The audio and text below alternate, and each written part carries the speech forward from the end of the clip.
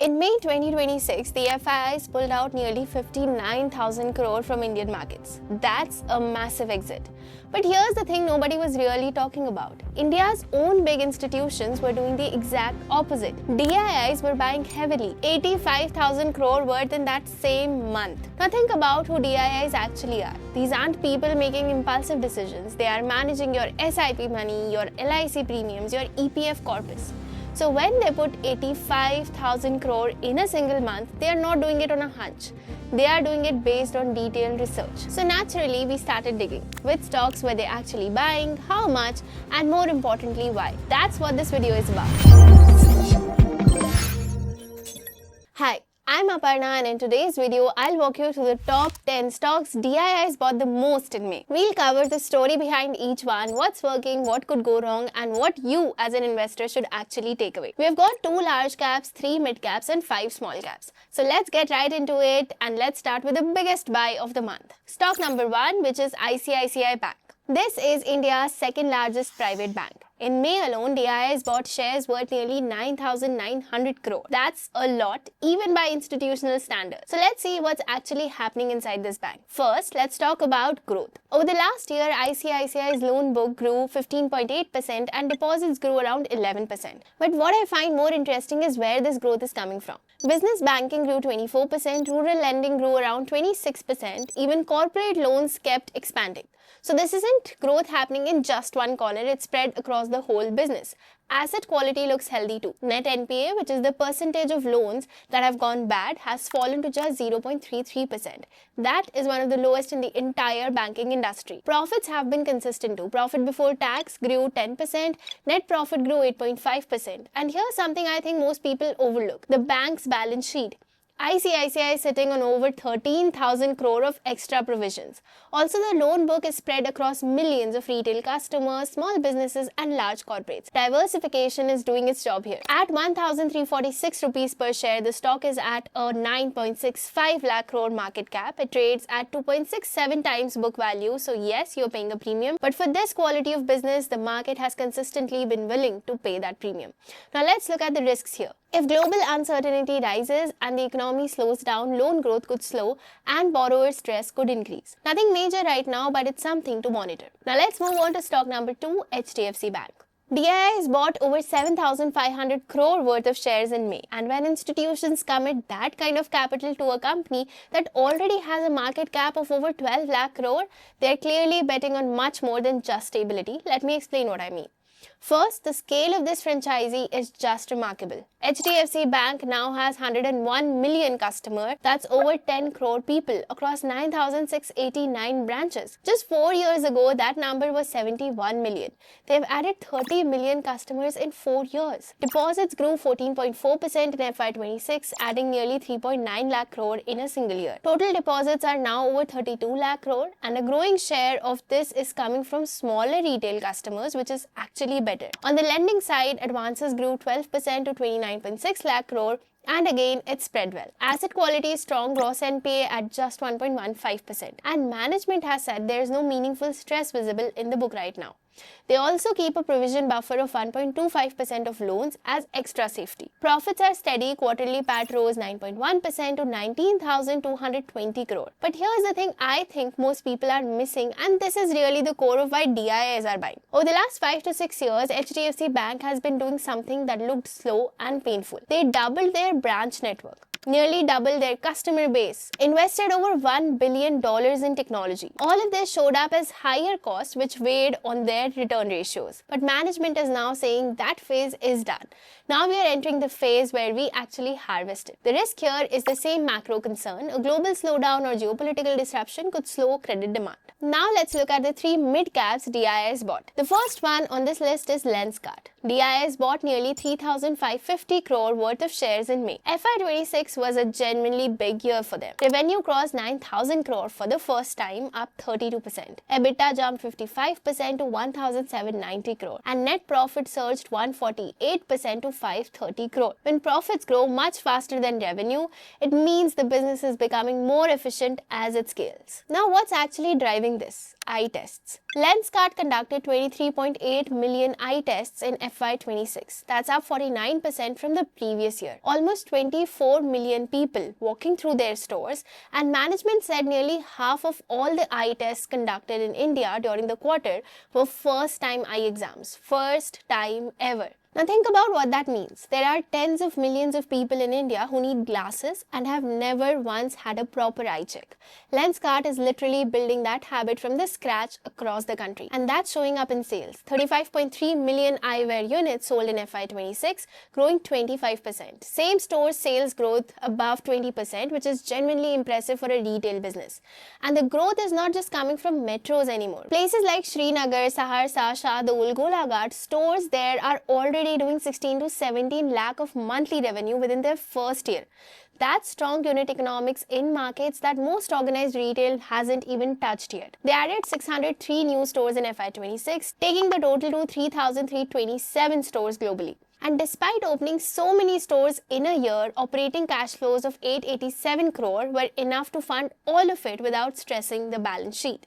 Currently, at 50 million customers, long-term ambition is 100 million and beyond. To get there, they are investing in AI-powered eye testing, automation, manufacturing, and smart glasses. The risk here is premium valuations, and management plans to keep spending on technology, AI, manufacturing, and customer acquisition. That means quarterly margins will be lumpy. Now let's move on to stock number 4, which is JSW Energy. DIIs bought nearly 4.06 crore shares in May, deploying around 2,345 crore rupees. To really understand why this makes sense, I need you to think about one thing first. India is adding solar and wind capacity really fast. Great, but here's the problem. Solar only works when the sun shines and wind only works when the wind blows. So how do you power factories and homes at night or on a calm day? You need storage. Massive, reliable energy storage.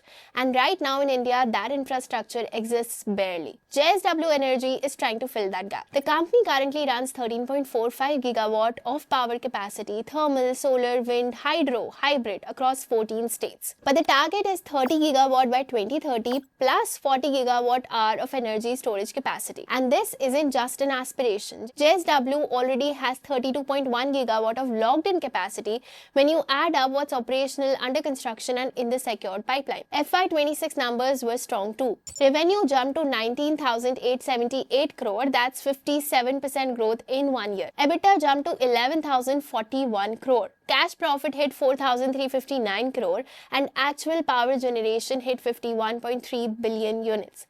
The execution track record is there too. Capacity almost tripled in 5 years to 13.45 gigawatt today. Now they want to double again in the next 4 years. The risk here is 1.3 lakh crore of planned capex through 2030. That's a massive commitment. Project timelines need to stay on track, cost overruns can happen, power demand needs to grow the way everyone expects. Now let's move on to the next stock, which is Premier Energies. This too is in the clean energy space, but a very different kind of business. DIIs bought 1.49 crore shares in May, investing over 1,549 crore rupees. Now let's look at the business numbers. 2 years ago, revenue was 3,171 crore. Today, it's 8,026 crore and net profit is up to 1,510 crore.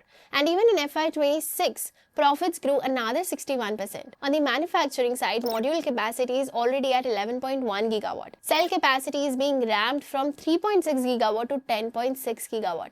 That puts Premier among India's largest integrated solar manufacturers, and integrated is the keyword here. They control more of the supply chain, which means better margins and less vulnerability to supplier disruptions. Demand is not an issue. They closed FY26 with an order book of 14,000 crore. That's strong, clear revenue visibility sitting on the books. Management expects a big chunk to be executed in FY27, and domestic manufacturing mandates could push even more demand towards Indian producers. They are building across the entire clean energy value chain. Financials back it up too. FY26 EBITDA at around 2,600 crore, ROE at 42%, ROCE at 34%.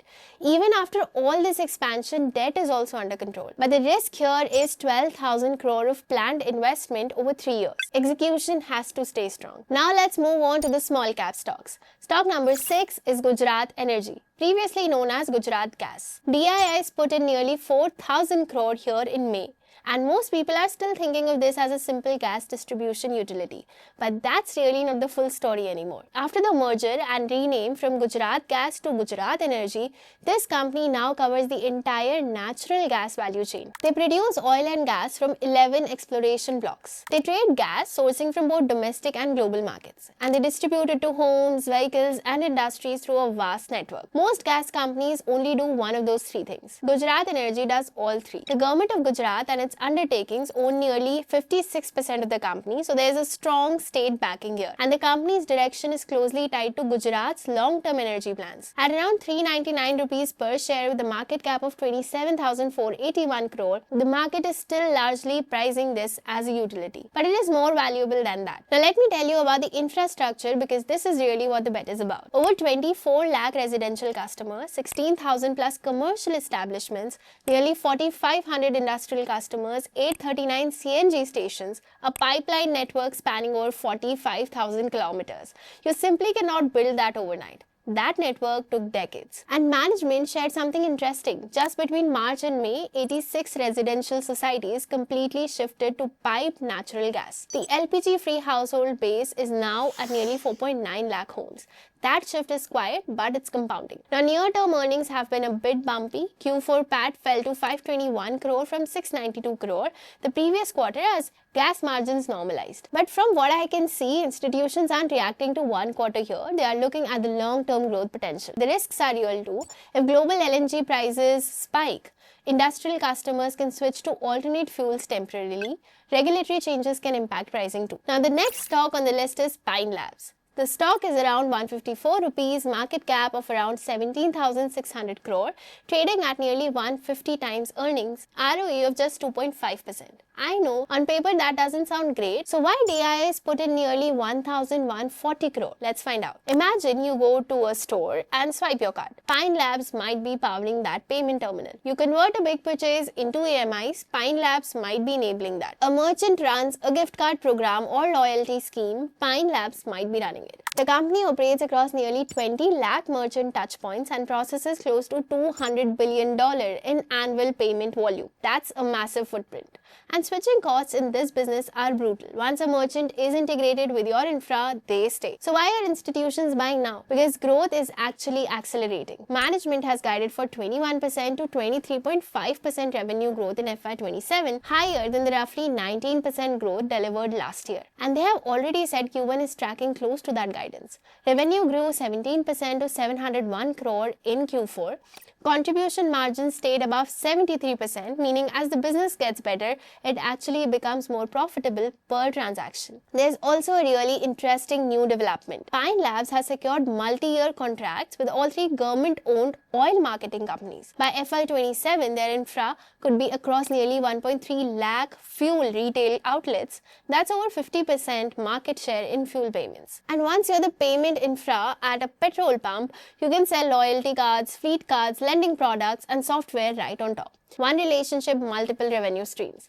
The growth mix is diversifying well too. Online payments up nearly 60% over 3 years, international revenue compounding at 44%, and newer products like Signal IQ expanding into lending analytics. The risk here is straightforward. At 150 times earnings, there's a lot of optimism already priced in. If growth slows or execution slips, the stock will feel it quickly. Now let's move on to stock number 8, Indraprastha Gas or IGL. With 23,800 crore market cap, the stock is trading around 170 rupees. It sells CNG to vehicles and piped gas to homes. Nothing flashy, but boring can be really beautiful when the economics work like this. IGL has over 1,000 CNG stations, 34 lakh domestic connections, and more than 13,000 industrial and commercial customers across Delhi, Uttar Pradesh, Haryana, and Rajasthan. Sales have grown from 7 million standard cubic meters per day in FY22 to 9.4 million in FY26, and 74% of volumes comes from CNG,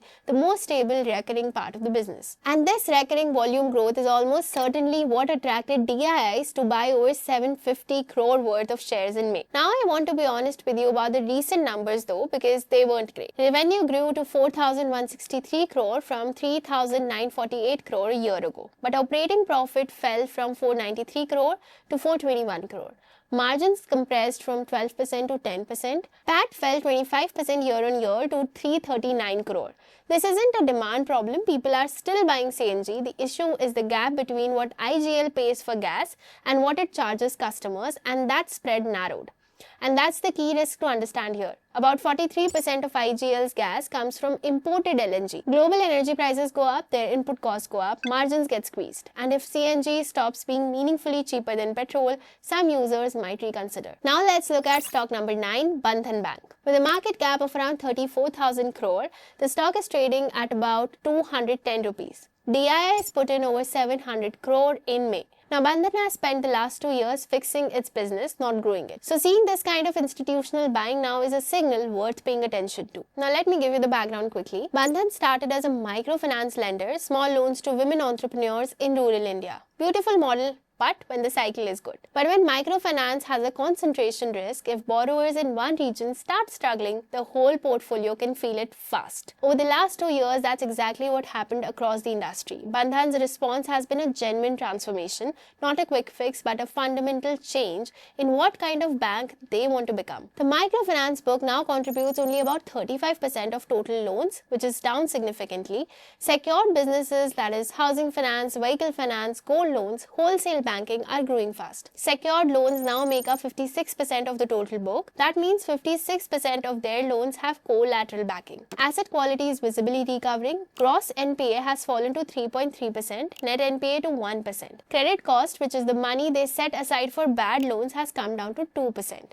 And management believes it can fall further to 1.6% by FY27. Deposits are getting stronger too. And the thing that probably caught institutional eyes the most is collection efficiency in the microfinance book, which has recovered to almost 99%. But the risk here is about 1/3 of loans are still microfinance. Any shock to rural incomes, inflation, over-leveraging, a bad monsoon can delay this recovery. Now let's move on to the last stock on this list, which is Central Bank of India. 114 years old with a market cap of around 28,700 crore, the stock is priced around 32 rupees and it is trading below its book value of 43 rupees per share. The stock is literally available for less than what the bank's assets are theoretically worth. And yet, institutions still bought over 18.2 crore shares worth 612 crore in May. So what are they seeing? The business itself is classic banking, collect deposits from 8.26 crore customers and then lend it out across retail, agriculture, MSMEs and corporates. Simple. But what's happened inside the balance sheet over the last few years is actually quite significant. Let's start with the deposit quality.